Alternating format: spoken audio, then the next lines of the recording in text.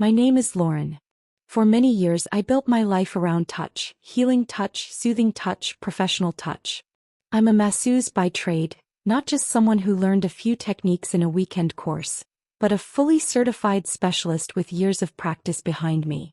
I worked with athletes, stressed-out businessmen, and exhausted mothers. My hands knew how to read the language of the body better than any words could convey. But my profession was also the slow fracture line in my marriage. My ex-husband Mark was a good man in many ways. Honest, reliable. But jealousy, oh, it gnawed at him like sea salt in a fresh wound. He tried to hide it at first. Those long silent stares when I came home late from the studio, the passive-aggressive questions about male clients. I remember how he used to say in a half-joking tone, "It's not natural for a married woman to touch strangers like that, hour after hour." But for me it was art. It was healing. It was the only way I knew to express care without words. We lasted 10 years. And then we didn't. The divorce was quiet, almost civilized. No screaming matches, no broken plates. Just two people sitting across from each other at a cold kitchen table, realizing they had grown into strangers. He left. But my son stayed. Ethan. My beautiful boy, although calling him a boy hardly felt accurate anymore. He was 21 now. An athlete tall like his father but with my calm, thoughtful eyes. A disciplined young man, studying sports rehabilitation while playing football for a semi-professional team in our city. He lived with me part-time, between training camps, matches and university. I always told him he got his stubbornness from me and his drive from his father. It was a powerful combination. We were close. Closer perhaps than most mothers and sons. Not because of anything inappropriate or strange, but because we had built something strong together in the wreckage of our family life. It was just us now. Meals shared late at night when he came home from practice. Long conversations about muscle recovery, nutrition, the pressure of performance. And then, there was my profession. Ethan respected it. In fact, he admired it. He would watch me sometimes when I worked in my home studio. A small, serene space with pale linens and the gentle scent of lavender oil in the air. He was fascinated by anatomy, by healing practices, by the ability of hands to restore what training tore down. Sometimes he asked me to show him things, stretches, techniques, the way to properly release tension in the shoulders or lower back. I guided him carefully, professionally, but always with a lingering sense of wonder. He was growing into a man. And I was rediscovering myself. Not just as a mother, not just as an ex-wife, but as a woman with a rare and valuable skill.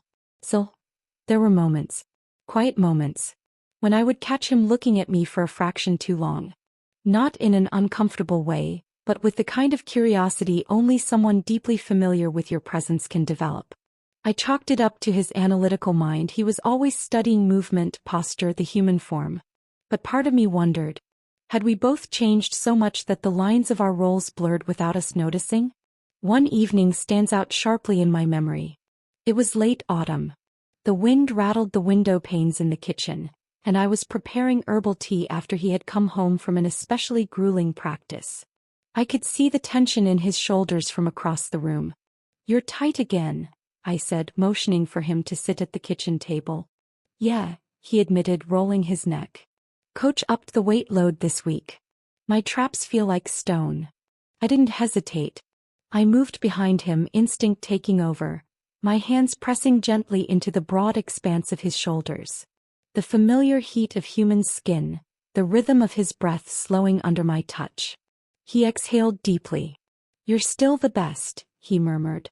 And something about the way he said it made the room feel warmer than it should have been. I smiled to myself, the way only a mother could. But something had shifted. Maybe it was the quiet. Maybe it was the years of solitude. Maybe it was just the natural evolution of a bond built on trust, respect, and the art of healing. I don't know where this story will go. But I feel, for the first time in a long time, that life is about to write new chapters for me. And for him. Together. The days after that evening stayed with me like the lingering scent of massage oil on my hands. Subtle but impossible to ignore. There was a change in the air between Ethan and me. Not a spoken thing. Not even a conscious thing, maybe. But it was there.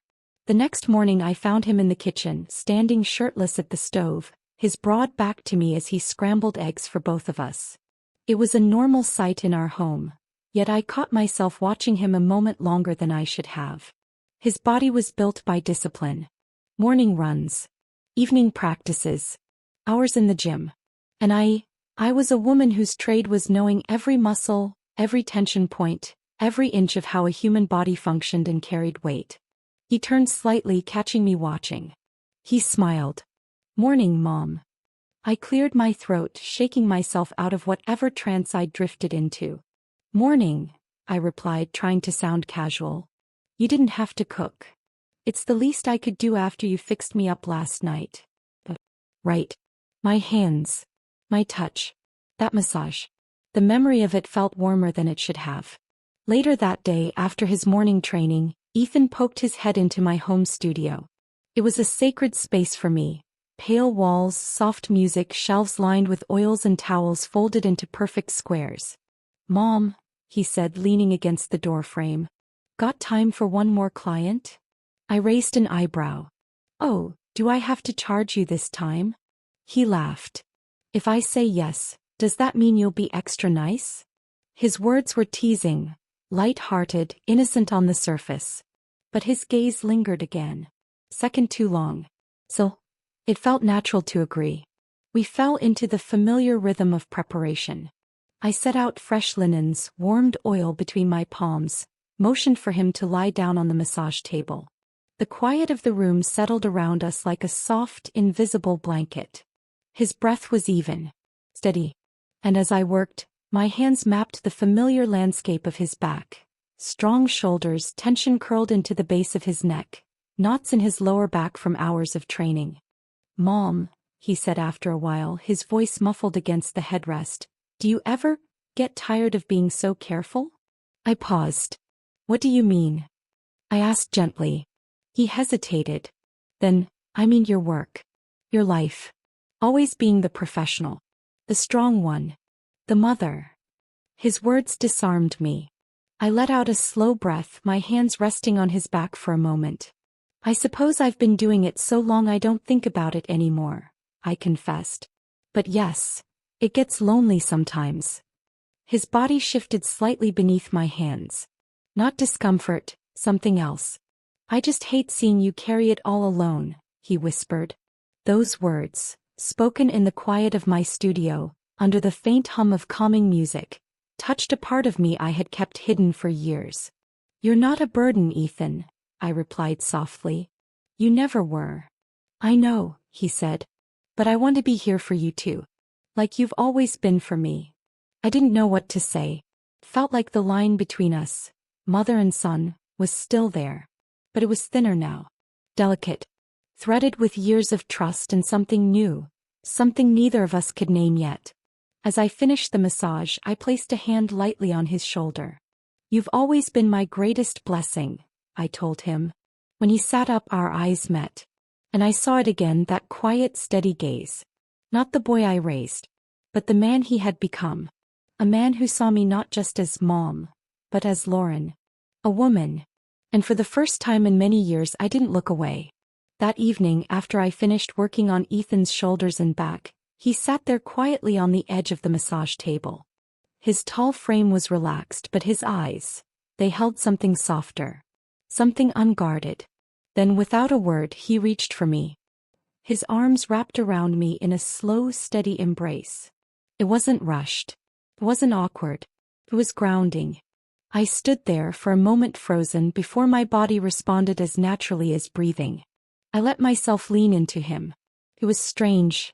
Not the kind of quick hug between a mother and son that happened on birthdays or after big wins. This was different. Longer. Warmer. Full of years of unsaid things. Of gratitude. Of quiet loyalty. His chin rested near the top of my head, and for the first time in a very long time I felt small. Safe. "You've always been everything to me," he whispered into my hair. My heart tightened, a soft ache I didn't expect. "I know," I whispered back. I felt his arms tighten just slightly before he let go, pulling back enough to look down at me, his eyes searching my face like he wanted to memorize it. We didn't say much else that night. But the space between us had changed. It wasn't uncomfortable. It wasn't wrong. But it was undeniably different now. The days that followed were quiet in a way that felt full rather than empty. Our routines stayed the same. Shared dinners, late-night talks in the kitchen, laughter over silly things. But there was an awareness threading through it all now. A closeness we didn't name but didn't avoid either. Then one evening, I was tidying up the living room when he appeared in the doorway of my home studio. Leaning casually but with that same thoughtful look he always had when something mattered. "Mom." His voice was calm.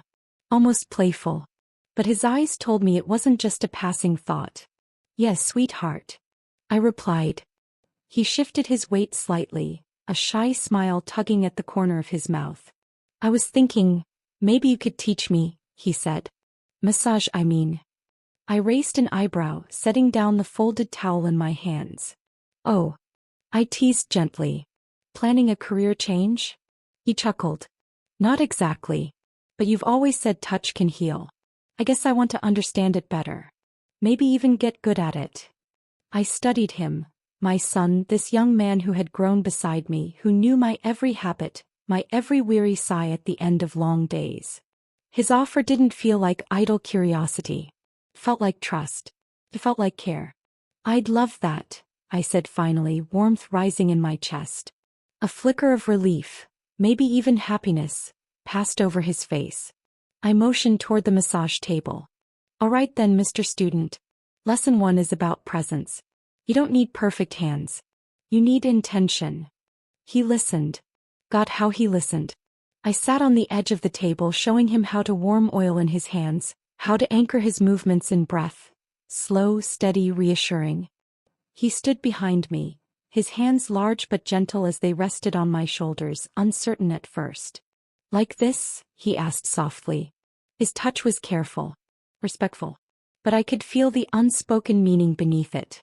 He wanted me to feel cared for, protected, not just as his mother, but as a woman who had given everything and asked for nothing. As his hands moved slowly, learning the rhythm, the pressure, the pauses, a hush fell over the room. The only sound was our breath, slow and steady in perfect time. And for the first time in years, I let myself relax, truly relax, in his hands.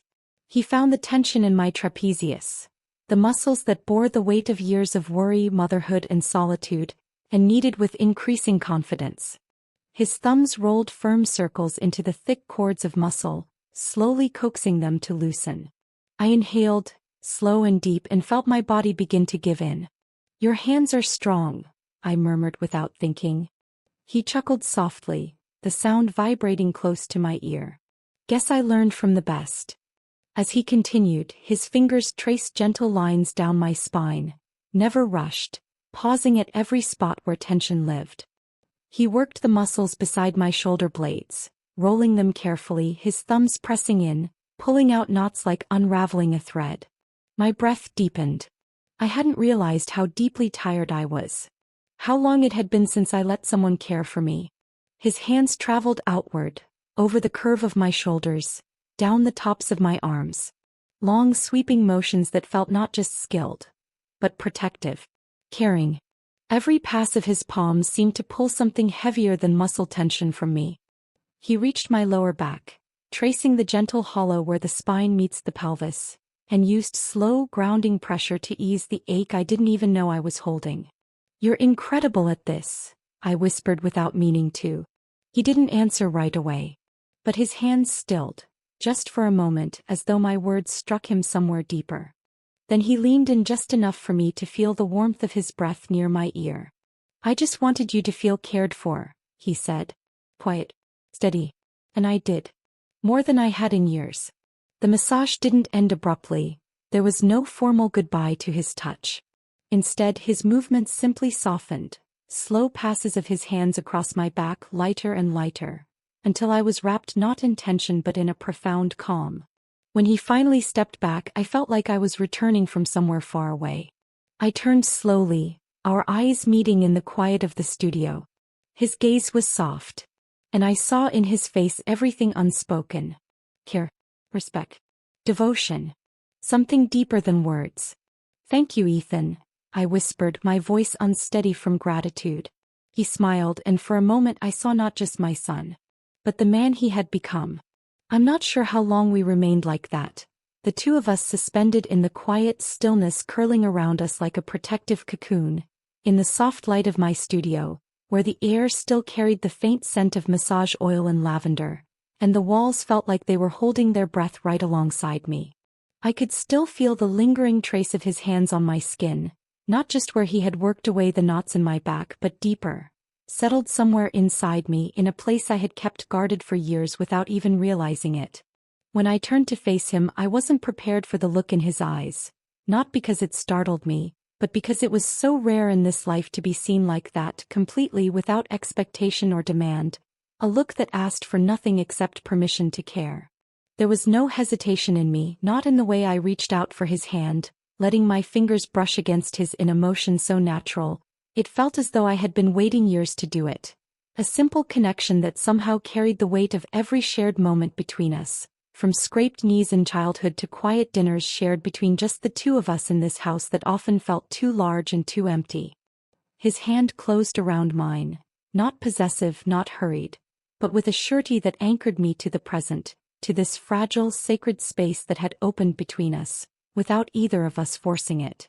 And when he lifted his other hand, slow as the tide, steady as his heart, and brushed a thumb over the back of my knuckles, it wasn't a romantic gesture in the traditional sense, but something purer, something that existed beyond names or rules.